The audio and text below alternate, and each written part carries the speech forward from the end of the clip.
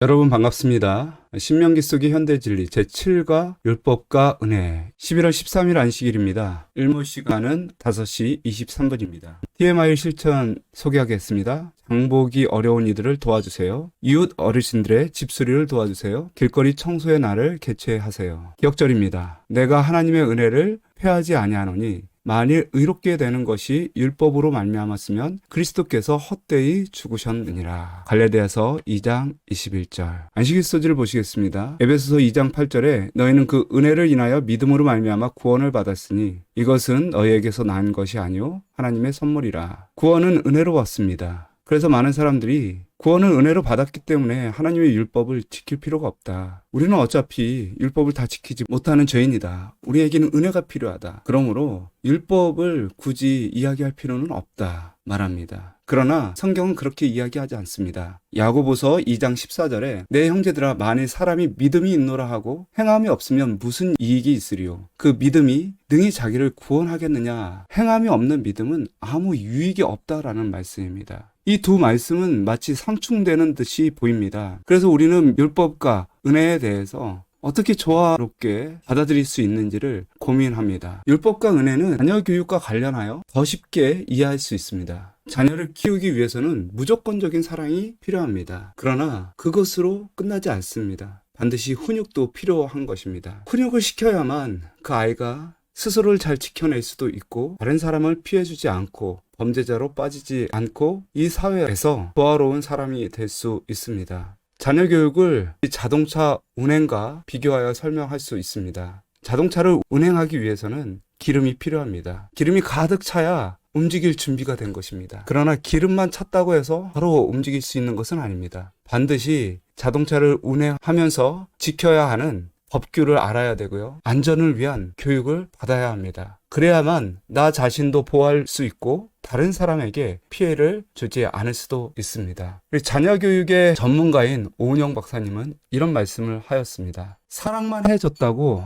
아이가 세상을 살아갈 수 있는 것은 아니다. 옳고 그름, 되고 안 되고를 정확하게 배워야 한다. 그래서 훈육이 필요한 것이다. 자녀를 인간적으로 존중하기 때문에 교육을 시키는 것이다. 너를 사랑하고 제대로 된 사람으로 살아가기 위해서 교육시키겠다는 마음은 절대적인 존중에서 생기는 것이다. 훈육은 부모에게 권리가 아닌 의무이다. 맞습니다. 우리가 아이를 잘 키우기 위해서는 그 아이를 사랑해야 줄 뿐만 아니라 그 아이를 잘 가르쳐야 합니다. 그것은 부모가 그 아이에게 자신의 권력을 남용하거나 자신의 권위를 인정하라고 억압하려고 하는 것이 아닙니다. 훈육은 아이를 존중하고 아이가 사람답게 살 수 있도록 인도하는 일입니다. 그것은 부모에게 의무입니다. 하나님께서 이스라엘 백성들에게 은혜와 율법을 이야기하신 것은 바로 부모의 마음으로 하신 것입니다. 이스라엘 백성들은 하나님의 사랑과 은혜 속에서 충만해야 했습니다. 그러나 그것으로 끝나는 것이 아니라 하나님의 나라의 백성으로서 하나님의 율법에 순종하면서 하나님의 영광을 온 세상에 나타내야만 했습니다. 깨닫기입니다. 하나님께서 베풀어 주신 은혜에 대한 반응으로 순종을 명령하고 계심을 깨닫는다. 느끼기입니다. 우리의 행복을 위해 율법을 주시고 순종을 명령하신 하나님의 은혜에 감사한다. 행악입니다. 율법을 허락하신 하나님의 목적을 올바르게 이해하고 기쁨으로 순종하며 살아간다. 결론입니다. 그 무엇과도 비교할 수 없는 은혜로 이스라엘 백성들을 구원해내신 하나님께서는 그에 대한 반응으로 순종을 요구하셨습니다. 하나님의 명령에 순종하며 사는 것이 결국 그들의 행복을 위한 가장 좋은 길임을 아셨기 때문입니다. 그러므로 언제나 가장 좋은 것을 주시는 하나님의 은혜에 순종으로 반응해야 합니다. 율법과 은혜의 조화를 살펴볼 것입니다. 그리고 하나님께서 이스라엘 백성들에게 은혜를 주시고 율법을 주심으로 그들을 구원하실 뿐만 아니라 그들을 하나님 나라로 세우심을 발견하게 될 것입니다. 우리도 또한 은혜와 율법으로 구원받고 하나님 나라로 세워짐을 경험하는 시간이 되었으면 좋겠습니다. 이럴서집니다. 하늘에 있는 법. 에스겔 28장 15절 16절에 보시면 내가 지음을 받던 날부터 내 모든 길에 완전하더니 마침내 불의가 드러났도다. 내 무역이 풍성함으로 내 가운데 강포가 가득하여 내가 범죄하였도다. 이 불의, 범죄라는 말은 죄 지은 사람들 사이에서 사용되는 단어입니다. 그런데 오늘 본문은 이 불의, 이 범죄가 하늘에서 사용됨을 보여주고 있습니다. 이것은 지구뿐만이 아니라 하늘에서도 역시 하나님의 법이 존재한다는 것을 가르쳐주고 있습니다. 여러분, 도덕적인 천사들, 죄인이 아닌 온전한 품성을 가진 천사들에게 법이 필요할까요? 로마서 7장 7절에 율법으로 말미암지 않고는 내가 죄를 알지 못하였으니 곧 율법이 탐내지 말라 하지 아니하였더라면 내가 탐심을 알지 못하였으리라. 우리는 흔히 저 사람은 법 없이 살 수 있는 사람이다 라는 말을 합니다. 정말로 법 없이 살 수 있는 사람이 있을까요? 사실 그런 사람은 없습니다. 우리는 법 없이 살 수 있는 사람을 개인의 양심에 따라 행동하는 도덕심을 가진 사람이라 말합니다. 여기 보시면 한 청년이 할아버지에게 자리를 양보합니다. 이 청년이 할아버지에게 자리를 양보하는 것은 강제적인 법은 아닙니다. 이 청년이 할아버지에게 자리를 양보하지 않았다고 해서 벌금을 내야 하거나 재판을 받는 것은 아닙니다. 그러나 이것만으로는 살 수는 없습니다. 함께 살아가기 위한 도덕이 필요합니다. 금연구역에서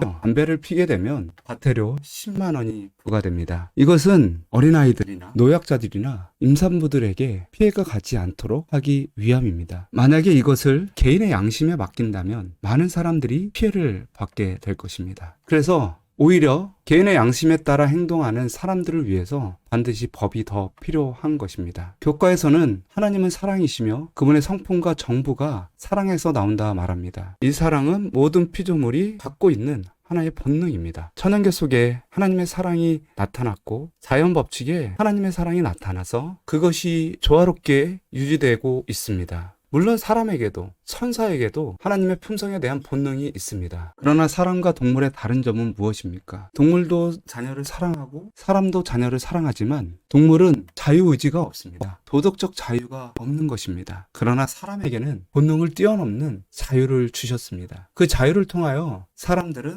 서로 돕고 사랑을 베풀며 더 큰 행복을 경험할 수 있도록 하여 주신 것입니다. 천사들도 마찬가지입니다. 그들에게 하나님의 품성이 있었지만 도덕적 자유를 주셔서 하나님을 섬기며 온전히 하늘과 조화롭게 살 수 있도록 하여 주셨습니다. 그렇게 하여 자신에게 있는 하나님의 품성이 더욱더 개발되고 서로에게 나타난 하나님의 품성을 바라보면서 서로 함께 행복을 누릴 수 있도록 하여 주신 것입니다. 예수님께서는 양과 염소의 비유에서 사회 정의를 실현하고 가난한 자들을 위해서 선을 베푸는 자들에게 나라를 상속하여 주실 것을 약속하여 주셨습니다. 그때의 임금이 그 오른편에 있는 자들에게 이르되 내 아버지께 복받을 자들이여 나와 창세로부터 너희를 위하여 예비된 나라를 상속을 받으라. 우리가 하나님의 율법을 잘 지킴으로 하나님의 나라가 우리 가운데서 세워지고 하나님의 영광이 우리 가운데 있을 것이라는 말씀입니다. 교과는 말합니다. 하나님의 뜻은 그분의 거룩한 율법에 표현되어 있으며 그 율법의 원칙은 곧 하늘의 원칙이다. 하늘의 천사들에게는 하나님의 뜻을 아는 것이 가장 높은 지식을 얻는 것이며 그분의 뜻을 실행하는 것이 그들의 힘으로 할 수 있는 가장 큰 봉사이다. 하늘이건 지구이건 상관없이 하나님께서 도덕적인 존재들이 살게 하신 곳에서는 하나님께서 그들을 통치하기 위한 도덕법이 존재한다. 그리고 하늘이건 지구이건 상관없이 그 법을 범하는 것은 죄이다. 우리가 하늘과 조화롭게 살기 위해서는 하나님의 율법에 순종하며 따라야 하는 것입니다. 영감의 교훈입니다. 아버지의 바로 앞에 있는 자기의 자리를 떠나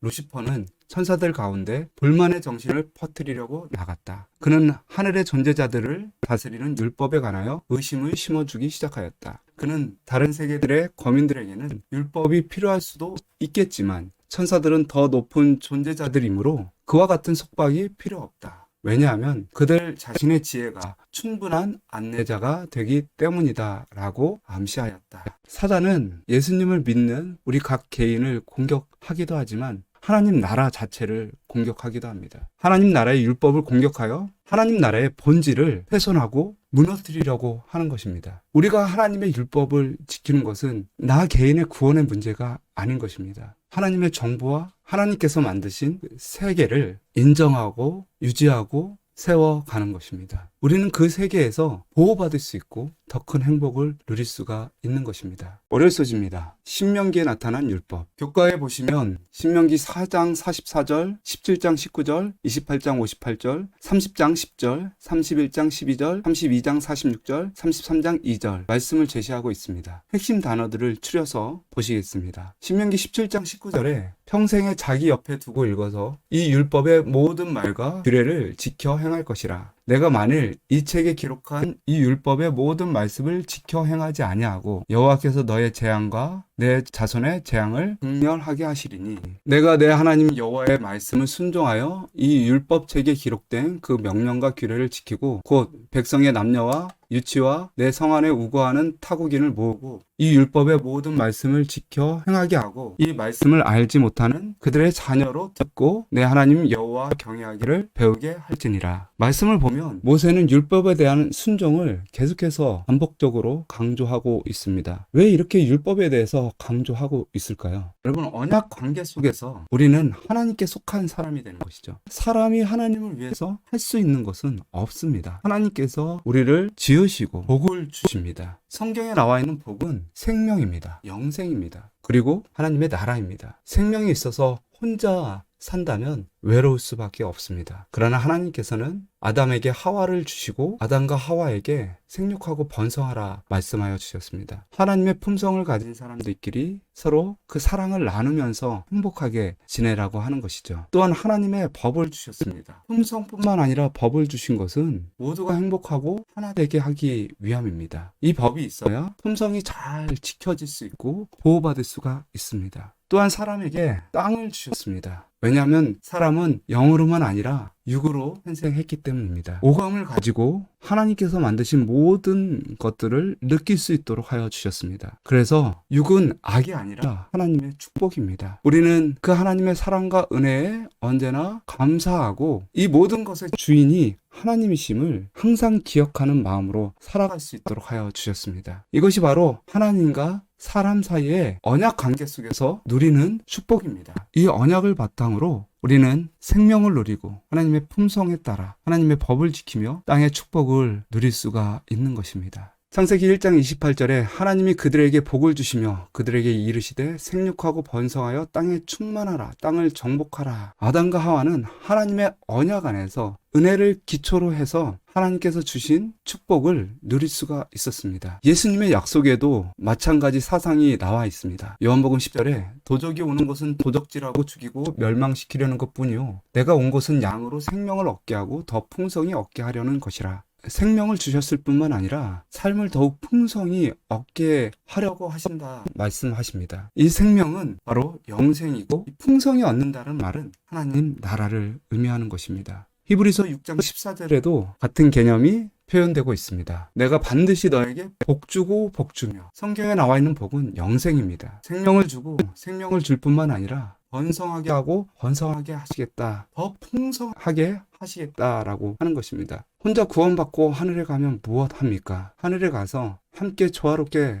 사는 것이 참 행복 아니겠습니까? 그러기 위해서 율법을 주시고 강조하신 것입니다. 은혜가 먼저인가 율법이 먼저인가? 언약의 그림을 통해서 보았듯이 그 은혜로 말미암아 언약이 세워졌기 때문에 하나님 나라의 축복을 누리고 율법에 순종할 수 있습니다. 율법을 지켜야만 구원을 받거나 하나님의 복을 누리는 것은 아닙니다. 창조가 있기 전부터 은혜가 먼저 있었습니다. 은혜의 근본이 없었다면 율법 자체가 주어지지 않았습니다. 모든 관계의 시작, 언약의 시작은 은혜이지 결코 율법이 아닙니다. 율법으로 관계가 시작됐다면 인류는 결코 살아남지 못했을 것입니다. 그러므로 사람이 의롭다 하심을 얻는 것은 율법의 행위에 있지 않고 믿음으로 되는 줄 우리가 인정하노라. 그러므로 율법의 행위로 그 앞에 의롭다 하심을 얻을 육체가 없나니 율법으로는 죄를 깨달음이니라. 관계는 은혜로 시작되지만 풍성함을 누리는 삶은 율법을 행함으로 유지됩니다. 그러므로 모세는 애굽 땅에서 구원받은 이스라엘 백성들에게 가나안 땅에서 하나님 나라로 살 백성들에게 율법에 대해서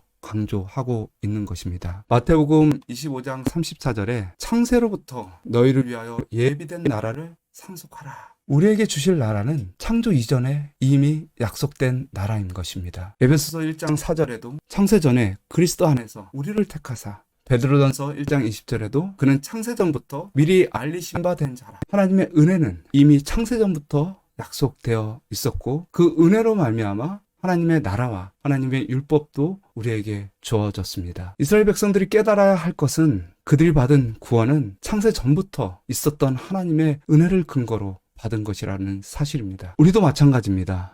우리는 예수님과 하나님 사이에 굳게 맺어진 언약으로 말미암아 하나님께서 인간에게 주실 영생과 하나님 나라를 예수님에게 주셨고, 우리는 예수님과 새로운 언약을 맺음으로 예수님의 복을 그리스도 안에서 그 생명과 하나님 나라를 받을 수 있게 된 것입니다. 그러므로 이 하나님 나라를 온전히 누리고 그 풍성한 삶을 유지하고 세워가기 위해서 예수 그리스도를 믿고 하나님의 말씀에 순종하며 새하늘과 새 땅에 대한 소망을 가지고 살아야 하는 것입니다. 영감의 교훈입니다. 사람들이 그리스도의 은혜를 받아들일 때만 순종의 축복이 유감없이 그들의 소유가 될 수 있다는 것을 배울 필요가 있다. 사람에게 하나님의 율법을 순종할 능력을 주는 것은 하나님의 은혜이다. 그 은혜가 사람으로 하여금 악습의 사슬을 깨트릴 수 있게 해준다. 이것이 그로 하여금 바른 길에 굳게 서게 해주고 그 길에서 그를 지켜줄 수 있는 유일의 힘이다. 화요일서지입니다. 내 행복을 위하여. 우리는 때때로 구약의 하나님이 매우 가혹하고 복수심이 가득하고 무자비한 하나님으로 생각될 때가 있습니다. 정말 그러신가? 아닙니다. 신명기 10장 12절 13절에 보시면 하나님께서 이스라엘 백성들을 어떻게 사랑하시고 얼마나 사랑하시는지를 알 수 있습니다. 이스라엘아, 내 하나님 여호와께서 내게 요구하시는 것이 무엇이냐? 곧 내 하나님 여호와를 경외하며 그 모든 도를 행하고 그를 사랑하고 마음을 다하고 성품을 다하여 내 하나님 여호와를 섬기고 내가 오늘날 내 행복을 위하여 내게 명하는 여호와의 명령과 규례를 지킬 것이 아니냐. 하나님이 요구하시는 것은 무엇이냐면 너희 자신들의 행복을 위하여 계명을 지키라는 말씀입니다.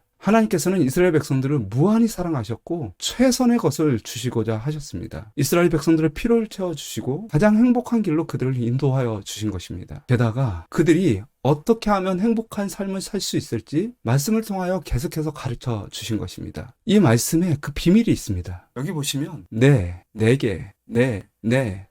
내게라는 이 단어는 모세가 이스라엘 백성, 그 무리들에게 설교한 말씀이지만 여기서 사용된 단어는 단수로 사용되었습니다. 군중에게 말하지만 한 사람 한 사람에게 부탁을 한 것입니다. 하나님께서 준비하신 것이 우리를 사랑하기 위한 것이고 또한 우리를 위한 최선의 것이라면 우리 각자가 그것에 반응해야만 행복을 경험할 수 있는 것입니다. 여러분, 행복은 사랑에 반응할 때 일어납니다. 짝사랑하는 남자가 그 여인한테 사랑을 고백했는데 만약에 받아들여지지 않는다면 큰 상처를 받게 될 것입니다. 또한 엄마가 요리를 하는 것을 좋아하고 가족들을 위해서 요리를 아주 정성스럽게 차렸는데 가족들은 외식하고 싶고 치킨 먹고 싶고 피자 먹고 싶다고 하면 엄마가 얼마나 화가 날까요? 그것을 맛있게 먹어주고 우리 엄마 최고다 라고 말했을 때 행복이 일어나는 것입니다. 어떤 사람이 노래를 부르는 것을 좋아하고 사람들에게 노래를 들려주는데 사람들은 그 사람의 노래를 싫어한다면 그 사람은 행복하지 못할 것입니다. 여러분, 아무리 많은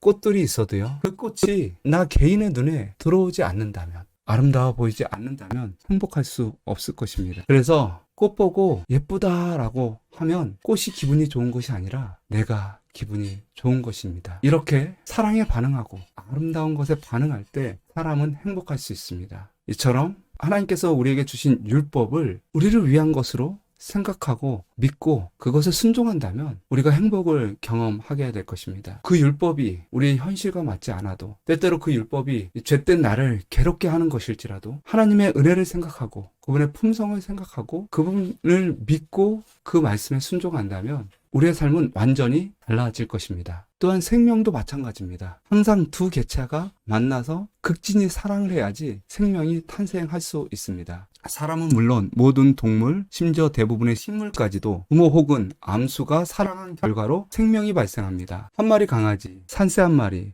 호박 열매 하나도 암수 두 개체가 뜨겁게 사랑한 결과로 태어납니다. 하나님의 사랑에 반응한다는 것은 하나님의 계명에 순종한다는 것입니다. 우리가 하나님의 계명에 순종하면 행복할 뿐만 아니라 생명력 있는 삶을 살게 됩니다. 계명은 우리로 삶을 얻게 하고 생명에 이르게 하는 것입니다. 또한 계명의 본질은 사랑입니다. 또한 사랑은 사는 것과 그 어원이 같습니다. 사는 것은 사람과 그 어원이 같습니다. 그러므로 사람이 살아가면서 사랑하는 것은 계명을 지키는 것이며 생명을 낳는 것입니다. 모세는 이스라엘 백성들이 어떻게 행복하게 살아갈 수 있을지 깨닫기를 바라는 마음으로 설교한 것입니다. 우리도 마찬가지입니다. 하나님께서 우리에게 주시는 명령은 사랑하는 것이고, 그것이 사는 것이고, 그것이 사람을 사람답게 하는 것이고, 그것이 생명을 누리는 것임을 다시 한번 마음속에 새기면서 하나님의 율법에 순종하고자 결심하셨으면 좋겠습니다. 영감의 교훈입니다. 우리는 아무리 하찮게 보이는 말씀 하나라도 무시하면 안전할 수 없다. 율법 가운데서 이생과 내세에서 다 같이 사람의 유익과 행복을 위하지 않는 계명은 하나도 없다. 사람은 하나님의 율법을 순종함으로써 울타리에 둘러있는 것처럼 악에서 보호를 받게 된다. 하나님께서 구축해 놓은 이 방어벽을 한 곳이라도 무너뜨리는 자는 그를 보호해주는 그 능력을 파괴하는 것이다. 우리가 하나님의 율법에 순종할 때 하나님과 우리가 이웃과 이웃 사이의 관계 울타리는 깨어지지 않을 것입니다. 그리고 그 사회는 온전하고 안전하게 유지될 수 있을 것입니다. 수요일 소지입니다. 애굽에서 종된 자. 신명기에서는 한 가지 주제가 계속해서 반복되어 나옵니다. 그것은 바로 하나님께서 이스라엘 백성들을 애굽 땅에서 인도하여 냈다라고 하는 것입니다. 신명기 5장 6절에 나는 너를 애굽 땅에서 종되었던 집에서 인도하여 낸 너의 하나님 여호와로라. 여호와께서 강한 손과 편팔로 큰 위엄과 이적과 기사로 우리를 애굽에서 인도하여 내시고, 하나님께서 이스라엘 백성들을 위해서 무슨 일을 하셨는지 우리는 이 말씀을 통해서 알 수 있습니다. 하나님의 은혜로 노예 생활과 압제에서 구원받은 것은 출애굽 사건뿐만 아니라 구약 전체에 나와 있는 사상입니다. 미가서 6장 4절에 내가 너를 애굽 땅에서 인도해 내어 종노릇 하는 집에서 속량하였고, 또한 신약에서는 예수 그리스도를 믿음으로 구원받는 구원의 상징으로서 표현되고 있습니다. 히브리서 11장 29절에 믿음으로 그들은 홍해를 육지같이 건넜으나, 하나님께서 이스라엘 백성들을 구원하셨다는 이 사실은 계속해서 강조되고 있습니다. 이것이 강조되는 이유는 무엇일까요? 화요일 소재에서는 율법이 강조되었습니다. 수요일 소재에서는 하나님께서 이들을 구원하신 그 구원을 강조하고 있습니다. 그 은혜와 그 구원을 강조하는 이유는 하나님의 율법을 지키는 것도 그 구원과 그 은혜를 나누는 것임을 깨닫게 하기 위함입니다. 신명기 5장 15절에 너는 기억하라 내가 애굽 땅에서 종이 되었더니 너희 하나님 여호와가 강한 손과 편팔로 너를 거기서 인도하여 내었나니 그러므로 너희 하나님 여호와가 너를 명하여 안식일을 지키라 하느니라. 하나님께서 계명, 특별히 안식일을 지키라 하신 이유는 그것이 하나님의 창조를 기념하는 것이고 구원과 은혜를 상징하는 것이기 때문입니다. 그리고 거기 담겨있는 하나님의 구원과 은혜, 창조의 능력과 사랑을 많은 사람들에게 보여주고 나눠주어 하나님의 영광이 온 세상에 가득하도록 하게 하기 위함입니다. 그래서 안식일을 지킬 때는 아이들이나 종들이나 동물, 심지어 나그네들까지도 함께 지켜야 했었습니다. 그들은 그것을 지키면서 하나님의 구원하심과 은혜를 계속해서 배우게 된 것입니다. 그래서 안식일을 지키는 것은 돈과 권력과 쾌락에 반응하는 것이 아닙니다. 사람들은 행복하기를 좋아하고 행복하려면 돈, 명예, 성공이 있어야 된다 말하고, 또한 쾌락을 즐기면서 살 줄 알아야 된다 말합니다. 그러나 인생의 참 행복은 하나님의 은혜에 반응하는 데 있고 율법을 지킴으로 그 은혜를 나누고 생명을 나누는 데 있는 것입니다. 안식일을 지킴으로 우리는 은혜와 생명에 반응할 수 있는 것입니다. 생명과 은혜에 반응한다는 것은 무엇입니까? 여기 강아지 한 마리가 갓난 아기를 물고 가고 있습니다. 아기를 잡아먹으려고 하는 것일까요? 아닙니다. 쓰레기통을 뒤지던 강아지가 아기 울음소리를 듣게 되었습니다. 사람이 버린 아기를 강아지가 불고 병원으로 달려갑니다. 그리고 이 아이를 살리게 됩니다. 죽어가는 생명을 보고 살리려는 마음, 그것이 바로 안식일을 지키면서 우리가 추구해야 될 사상인 것입니다. 여기 한 소방관이 불구덩이에서 강아지 한 마리를 꺼내왔습니다.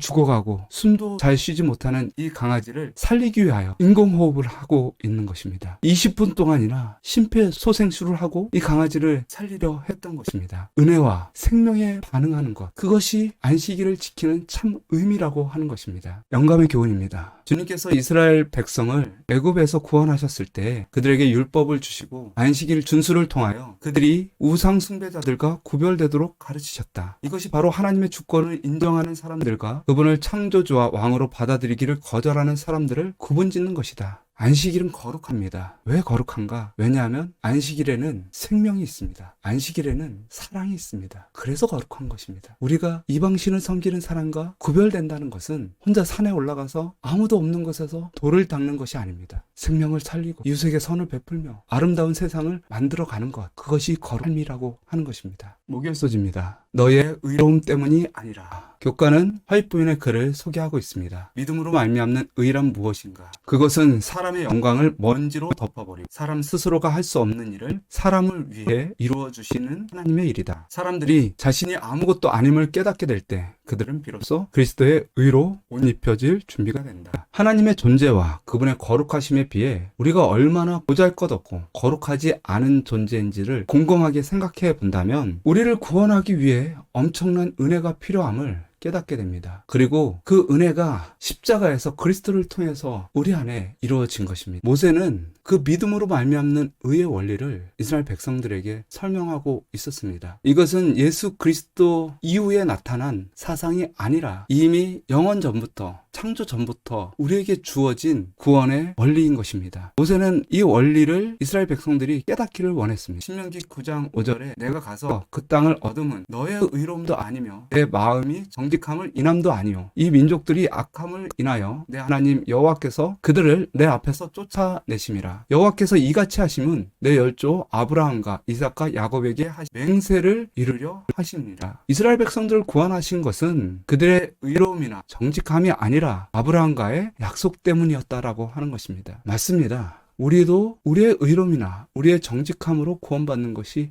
아닙니다. 오직 예수 그리스도로 말미암아 구원을 받는 것입니다. 그러므로 우리가 행함으로 구원을 얻으려는 모든 시도는 것이 될 것입니다. 우리는 율법과 은혜가 얼마나 조화로운지를 배우게 되었습니다. 그런 것처럼 성경은 믿음으로 말미암는 의와 행함의 조화를 가르쳐 주고 있습니다. 야고보서 2장 17절, 20절, 21절, 22절에 보시면 이와 같이 행함이 없는 믿음은 그 자체가 죽은 것이라. 아, 허탄한 사람아, 행함이 없는 믿음이 헛것인 줄을 알고자 하느냐? 우리 조상 아브라함이 그 아들 이삭을 제단에 드릴 때 행함으로 의롭다 하심을 받은 것이 아니냐? 내가 보거니와 믿음이 그의 행함과 함께 일하고 행함으로 믿음이 온전되었느니라. 우리는 믿음으로 말미암아 구원을 받습니다. 그렇다고 해서 아무렇게나 행할 수는 없습니다. 행함 자체가 우리에게 구원을 주는 것은 아닙니다. 그러나 행함이 없는 것은 죽은 믿음이라고 하는 것입니다. 다시 자녀 교육의 예로 돌아가겠습니다. 자녀들에게 사랑과 훈육이 필요하듯이 하나님께서는 은혜로 우리를 평안케 하시고 율법으로 우리를 성장시켜 주십니다. 이 하나님의 사랑에 우리는 믿음과 행함으로 반응하는 것입니다. 하나님께서 사랑의 연료로 우리를 가득 채워주시는 그 은혜를 깨닫고 감사함으로 그 은혜에 반응할 수 있습니다. 또한 하나님께서 우리에게 주시는 율법에 순종함으로 생명력 있는 삶을 살게 되고 또한 풍성한 삶을 살게 되는 것입니다. 우리는 믿음을 통해서 하나님의 구원을 받았지만 그것으로 끝나는 것이 아닙니다. 우리의 삶을 잘 운행하고 유지하기 위해서는 반드시 율법이 필요한 것입니다. 우리가 하나님의 율법과 조화를 이루어야 하는 반면에 우리는 율법의 행위로 구원을 얻을 수 없다. 그런가 하면 우리는 순종 없이 구원을 받을 수도 없다. 율법은 품성을 측정하는 표준이다. 그러나 우리는 중생케 하는 그리스도의 은혜 없이 하나님의 계명을 지킬 수 없다. 오직 예수님만이 우리를 모든 죄에서 깨끗하게 하실 수 있다. 금요소지입니다. 존재하는 모든 것의 원리는 이렇다. 무언가를 탄생시키고 창조하는 것은 그것이 낳고 만든 것보다 크고 위대해야 한다. 피카소는 그가 그린 그림들보다 더 위대하다. 이 세상을 계획하시고 창조하신 하나님은 우리가 속해 있는 우주보다 훨씬 크시며 그 안에 존재하는 모든 것을 초월하는 분이시다. 우리 앞에는 위대한 진리가 놓여있다. 십자가에 달려 돌아가신 예수 그리스도를 통해 우리에게 은혜가 주어졌다. 그리고 하나님께서 그에 대한 반응으로 하나님께서 우리에게 무엇을 요구하시는가? 일의 결국을 다 들었으니 하나님을 경외하고 그의 명령을 지킬지어다. 이것이 모든 사람의 본분이니라. 오늘 말씀을 통해서 하나님의 율법, 하나님의 은혜가 우리 안에서 믿음과 행함이라는 두 바퀴로 조화롭게 반응될 수 있음을 배우게 되었습니다. 우리를 온전히 사랑하시는 하나님을 믿고 의지함으로 하나님의 은혜 안에서 하나님의 율법을 순종하며 살아가는 여러분 되시기를 간절히 바랍니다. 묵상하심으로 교과를 마치겠습니다.